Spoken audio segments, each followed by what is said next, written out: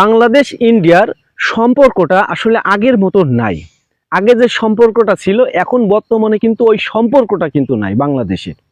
তো যাই হোক, বাংলাদেশ ইন্ডিয়ার যদি এখন বর্তমানে সে ছেলেদের ক্রিকেট হোক, মেয়েদের ক্রিকেট হোক, আর ফুটবল হোক, আর যে কোনো খেলায় হোক, আলাদাভাবে কিন্তু একটা নজর কিন্তু থাকে ওই ম্যাচের উপরে। আগে কিন্তু এত এত বেশি কিন্তু ছিল না। আগে শুধু বড় যারা আছে জাতীয় দলে খেলা খেলে তাদেরটাই আসলে ভাবা হতো, তাদের খেলাটাই দেখা হতো। এখন বর্তমানে প্রত্যেকটা খেলায় কিন্তু কন্টেস্ট হয়, বা হচ্ছে বিশেষ করে জুনিয়রদের খেলাটা কিন্তু কন্টেস্ট হয়। আর বিশেষ করে এই খেলাটার উপরে কিন্তু নজরও থাকে সবার, কারণ ওই যে সম্পর্কটা খারাপ, সেই জন্যই কিন্তু নজর থাকে আলাদাভাবে।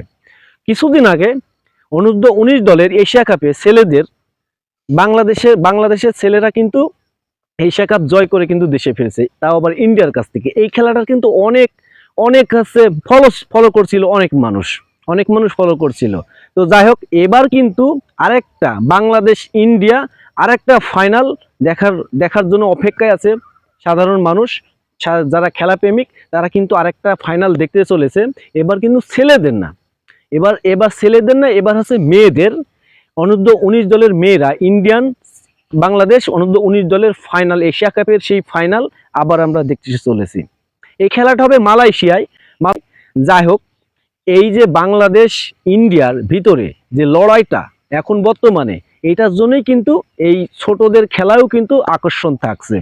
মানে খেলোয়াড়রাও কিন্তু একটা আলাদাভাবে, একটা ইন্ডিয়ার খেলোয়াড়রাও হচ্ছে বাংলাদেশের প্রতি একটা আক্রোশ আছে, বাংলাদেশের খেলোয়াড়দেরও কিন্তু ইন্ডিয়ার প্রতি একটা আক্রোশ আছে, তাদের থেকে জিততেই হবে। আবার ইন্ডিয়ানরা তো ওইটাও চাই যে বাংলাদেশ থেকে আমরা জিতবই, কারণ দেশের ভিতরে একটা আলাদাভাবে একটা মানে সম্পর্ক ভালো থাকলে এতটা থাকে না। কিন্তু এখন বর্তমানে বাংলাদেশের সাথে খারাপ বলে কিন্তু এতটা গুরুত্বপূর্ণ হয়ে উঠেছে আসলে। তো যাই হোক, কালকের এই ম্যাচটা কে জিতবে জানি না। দুইটা দলের জন্যই শুভকামনা থাকবে, অবশ্যই বাংলাদেশের জন্য, ইন্ডিয়ার জন্যই। কারণ এর আগে ছেলেদের যে কাপটা হয়েছিল এটা নিয়ে যেন অনেক ব্যাপক হচ্ছে এই খেলাটা নিয়ে হচ্ছে আলোচনা হয়েছিল, যে বড়দের খেলায় এত আলোচনা হয় না। তো ছেলেদের খেলায় এত আলোচনা হয়েছিল, এবার মেয়েদের খেলা, আশা করি বাংলাদেশের মেয়েরাও কাপটা জিতবে।